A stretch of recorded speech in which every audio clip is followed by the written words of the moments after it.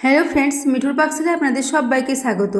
আজ আমি একটা আম ও 1 কাপ আটা দিয়ে ভীষণই টেস্টি একটা রেসিপি আপনাদের সাথে শেয়ার করছি। আজকের এই রেসিপিটা খুবই চটজলদি রেডি হয়ে যাবে, মাত্র 10 মিনিটের মধ্যে এটা তৈরি হয়ে যাবে।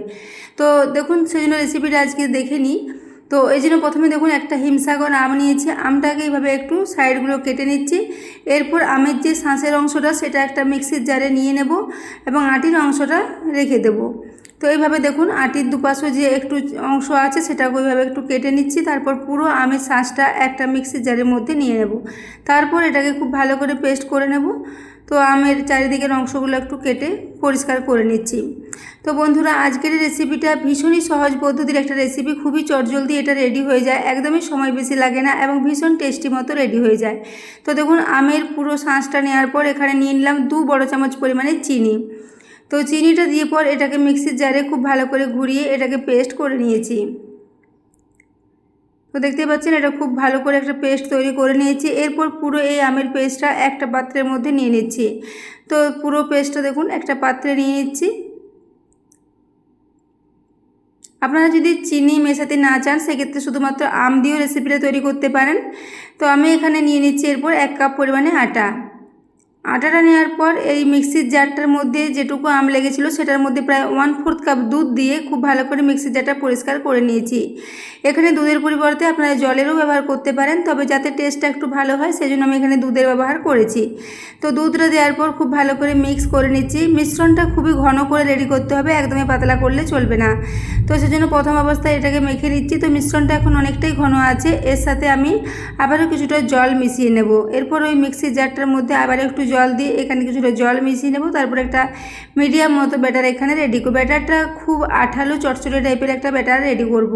তো দেখুন, আবারও প্রায় 3 চামচ মতো জল ওই মিক্সির জারটা ধুয়ে এখানে দিয়ে দিলাম। তারপর ক্রমাগত নাড়াচাড়া করতে করতে এটাকে খুব ভালো করে মিশিয়ে নেব। তো বন্ধুরা, আজকের রেসিপিটা বাড়িতে খুবই চটজলদি রেডি হয়ে যাবে। হালকা ফুলকা খিদে পেলে এই রেসিপিটা আপনারা যে কোনো সময় বানিয়ে নিতে পারেন, খুবই কম সময়ের মধ্যে এটা রেডি হয়ে যাবে। এমনকি এটাকে টিফিনের জন্য বাচ্চাদের স্কুলে আপনারা দিতে পারেন। এছাড়া বিকেলের দিকেও হালকা ফুলকা খিদে পেলে এরকম রেসিপি আপনারা তৈরি করে নিতে পারেন। তো দেখুন, এখন ব্যাটারটাকে খুব ভালো করে একটু মিশিয়ে নিচ্ছি। ক্রমাগত এভাবে মেশাতে মেশাতে একটা বেশ স্মুথলি ব্যাটার রেডি হয়ে যাবে। তো ব্যাটারটা দেখুন অনেকটা রেডি হয়ে এসেছে। এখানে আর জল বা দুধ কোনো কিছু মেশানোর প্রয়োজন নেই। ব্যাটারটা দেখতেই পাচ্ছেন খুবই আঠালো টাইপের একটা ব্যাটার এখানে রেডি করেছি। ব্যাটারটা এখন প্রায় রেডি হয়ে গেছে। এরপর এখানে মিশিয়ে নেব জিরে। তো এখানে আমি নিয়ে নিচ্ছি 1/2 টিস্পুন পরিমাণে গোটা জিরে। জিরেটা দিলে এর টেস্টটা খুবই ভালো লাগবে। এখানে আমি কোনো রকম লবণের ব্যবহার করছি না, বা বেকিং পাউডার, বেকিং সোডা কোনো কিছুই এখানে ব্যবহার করব না। খুবই অল্প উপকরণ দিয়ে ভীষণ সহজ পদ্ধতিতে এই রেসিপিটা রেডি করে নেব। তো দেখুন, জিরেটাকে দিয়েও খুব ভালো করে মিশিয়ে নিলাম।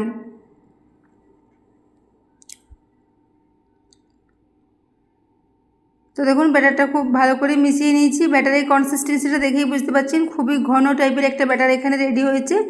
এদিকে গ্যাসে আমি একটা কড়াতে খানিকটা তেল গরম করার জন্য রেখে দিয়েছিলাম। তেলটা এখন গরম হয়ে এসেছে। তারপর এখান থেকে হাতে করে কিছুটা করে মিশ্রণ নিয়ে নিচ্ছি।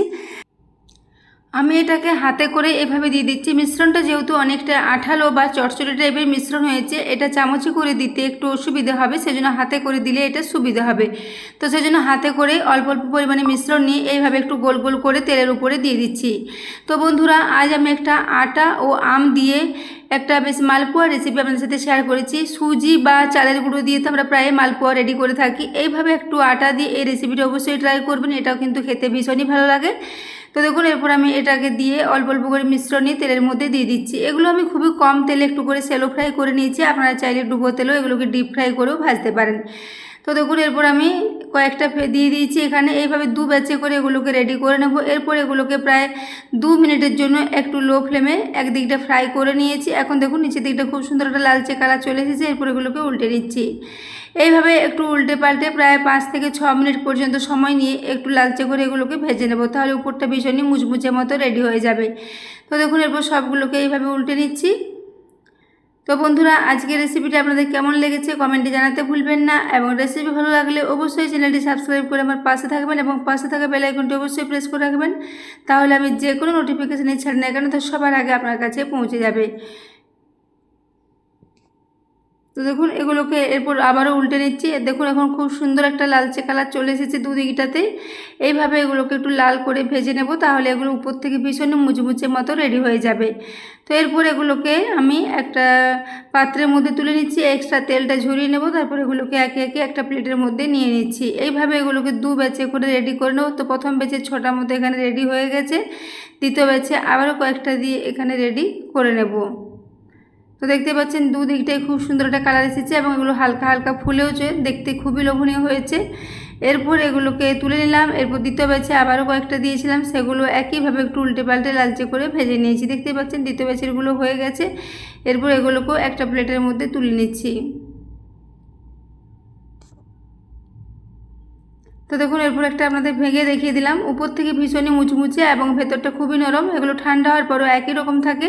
তো বন্ধুরা, আজকের এই রেসিপিটা এতক্ষণ পর্যন্ত দেখার জন্য আপনাদের অশেষ ধন্যবাদ। আবারও চলে আসবো নিত্য নতুন কোনো রেসিপি নিয়ে।